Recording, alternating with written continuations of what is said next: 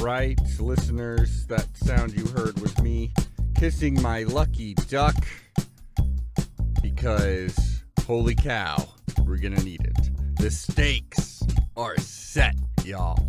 I almost wouldn't want it any other way.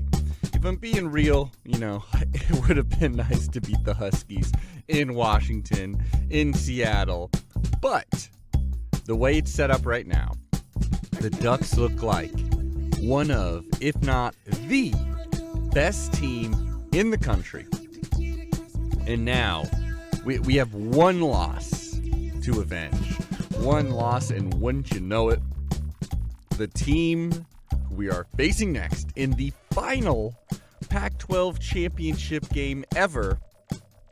Yes, I'm sure, the Pac-2 will make some pact with the Mountain West or something like that, and there may be something called the Pac whatever, 10, 14. But it's not the real Pac-12 with the founders, you know what I mean? And Pac-12 is dead. One final game to put it out of its misery, basically, even though it's having a great year. Holy cow. How many people in their final year, their death year, if you will, actually go out thriving? It doesn't happen very often, especially for 100-year-olds. But Oregon versus Washington, the revenge game is set. It'll either be Oregon taking it to their rival, showing that they are actually the better team, finally being the Pac-12 team to kind of like pop their little bubble. There's been so many close games that Washington has played lately. The Apple Cup lived up to that as well. It'll either be Oregon ending that dream run for the Huskies, which there's nothing sweeter than going to the playoffs, but also robbing your rival of the opportunity to go to the playoffs. So it'll either be that for the Ducks, or Oregon will be but another little note for the Huskies that, oh yeah, and we beat Oregon twice that year that we went 12-0 in the Pac-12 and got to the playoffs. Which that just sounds to be a side note in the histories of Husky lore. Ugh. So everything is up for grabs.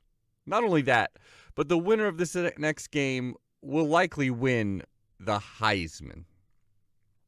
Bonkers. But we're not talking about that game specifically. We're talking about the Oregon versus Oregon State game. Oh, it has many names. My favorite personal name is the Platy. And the Ducks won that Platy. They yoinked it from Oregon State, who humiliated us last year in the fourth quarter, running, 18 times or such. Just showing that they were the more physical team on that day. Bo Nix was injured, still gave it his all. It was a very competitive game. Ducks were up by 21 points and then blew it. Well, in this game, we were up by 24 points, and we stayed up 24 points. And honestly, that one touchdown drive from the Beavers was questionable. It was Ducks versus them being the refs and the team we're playing that week. But this one couldn't have gone smoother. I mean, sure, it could have been 60-7 or whatever. But this was as clinical a win as you could have. We scored on, we should have scored on all 4 of our first half touchdown drives.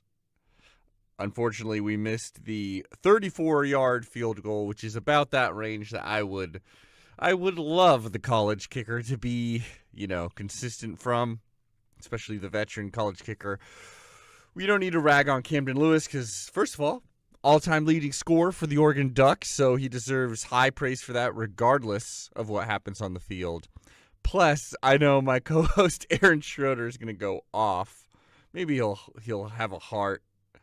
But, so we don't need to rag too much on him. But that would have been 4 drives four scoring drives in the first half, compared to Oregon State's, which had that one drive, the 15-play, 80 yards, 5 minutes and 37 seconds. Very much aided by quite a few Oregon penalties, some of which I thought were absolute BS. Honestly, sorry for the sniffles, y'all. Honestly, there was some BS on our first drive, too. I know a lot of you were seeing that. First, Bucky Irving was not down. Florida State's getting me mad in our game, let alone the game where I was hoping the Gators were going to, do us a favor there. But the Florida State popped up in our game when they said Bucky Irving wasn't or was down when he absolutely was not. It was a reverse Michael Dye for us, whatever his name was. I try to forget. I know it's Dyer, and it pisses me off. But yeah, they were really bailed out a couple of times there. They did end up scoring a touchdown, but it didn't matter because Bo Nix and co. are absolutely automatic. Bo Nix, I believe, passed the record for most. I guess I always get confused how you say this. I guess receptions, most not receptions. He's not catching the ball. Most passes thrown that were caught. Most single season receptions thrown, I guess is the best way to say. Which just goes to show how damn accurate he is. 33 of 40. QBR of 97.4, 367 yards, 2 touchdowns. Not only that, but he ran the ball for 31 yards on 6 carries and a touchdown, a really good rushing touchdown too. I mean, no one touched him. That's the kind of QB rushes you want. The kind that end in scores, the kind where there's no big hit that he took. It was just perfect planning. We knew they weren't accommodating for him. There was no edge. And bing, bang, boom. Bucky Irving, as always, wonderful, wonderful running back. 14 carries for 41 yards. I believe he had that reception touchdown, which, again, it's why he's a check down artist, but he's a check down master, my man. First of all, plenty of deep shots that were beautiful. There was, of course, that Troy Franklin touchdown right before the half, which really set. Man, I mean, we set the tone on the first drive, but that set what kind of game it was going to be because it was 14-7. We could have played a little more cautious, a little more afraid of the turnover, but it was clear Dan Lanning and Bo Nix were like, F that. We need a score. I want to be up by double digits. And that final drive just running down the field. There was plenty of throws down the field. He was great. He wasn't bombing it down 50-50 balls like Penix style, but he was taking what the defense gave him, and there was quite a bit to be grabbed up from this Beavers D, including, like I was saying, the Bucky Irving check down, which was the easiest score you get. Give the ball to Bucky, let him do his thing. But actually, I would say, especially running back-wise, Jordan James outplayed the senior Bucky Irving. I think he's a senior. Jordan James, 7 carries, 43 yards, 1 touchdown, but was just an angry runner, as he always is. He's just everything you want from a back. I'm so excited to see more of Jordan James and Noah Whittington next year. I assume Bucky Irving, he gone. But our running back room is in fine shape. So is Tez Johnson. Did you see those steps? Did you see those dance moves? I think that should be the new TikTok trend with young Duck fans. It should be like, do the Johnson, Like, it's kind of like the stanky leg. That looked like the stanky leg to me. That's the most recent dance I know is the stanky leg. Oh, my goodness. I swear I don't have a cold. Or COVID. Troy Franklin, 9 carries for 128 yards, 1 touchdown. Just the best receiver the Ducks have ever had. I think it's safe to say that, right? I love Jeff Mayo. I love them all. Huff, Chris McElmore. You can say all these people. Yeah, but Troy Franklin, he is our number one weapon, I would say. Um, he's the person that you have to, you absolutely have to account for. I mean, he's the big name, Marvin Harrison Jr. Who the fuck? Come on, man. Who gives a shit about Marvin Harrison? I'm so sick of our Big Ten rivals already. I watched the game, and I don't know. I think we can beat either team. I'm trying to stay with Oregon State, but wow. I'm not too afraid of anyone in the world right now, except for the Washington Huskies. You better believe that. Just because it's the next game. I don't even care what we do in the playoffs. I've said this many times this season.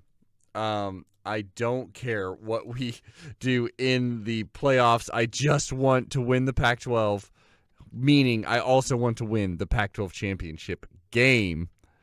And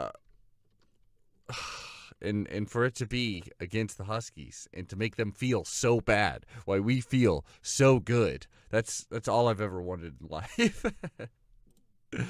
Anyways, yeah, Troy Franklin deserves a shout out. The whole offense just elite.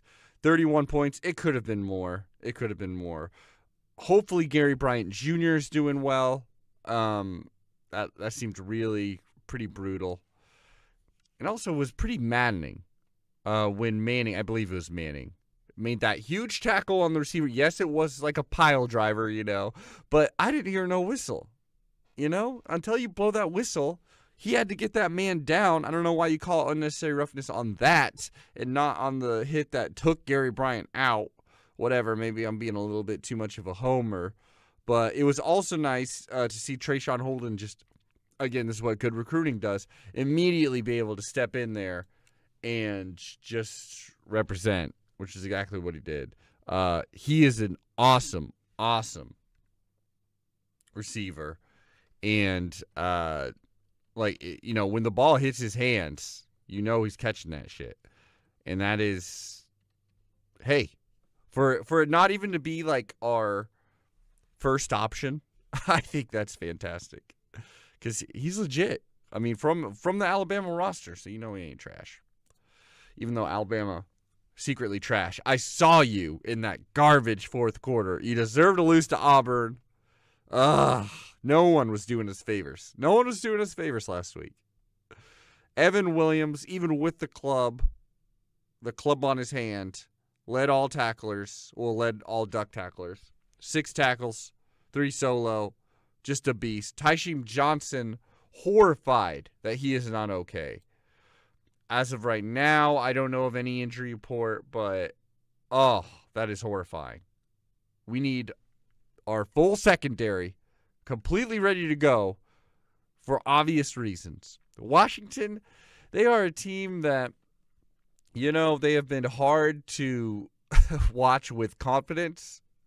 There's so many not great teams they've almost lost to, especially in the fourth quarter, but they've won every game, and it's because they have just a wonderful receiving core, obviously, and a great quarterback. They've got this one just super-powered move, that has absolutely worked on just about everybody, especially when they needed it, and it worked on us.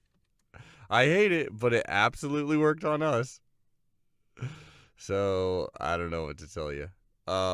It may work again, and it'll especially have a shot to work if our secondary isn't fully intact. It's been such a strength for us. The only little, weakness in the armor is injuries. Injuries to our absolute best players when we're playing against elite talent like Washington's receiving core is. But other than that, I mean, everybody had such a solid game against the Beavers. I love seeing Connor Sewell. I loved seeing Tatum Tuioti. Oh, my goodness. He had quite the game. Jordan Birch seemingly fully healthy, fully ready to go. Can't wait to see if he can get to Penix because he certainly got to DJU. Speaking of which, that was a huge moment when Mateo Uiagalelei got out there, helped destroy the pocket to actually get the sack.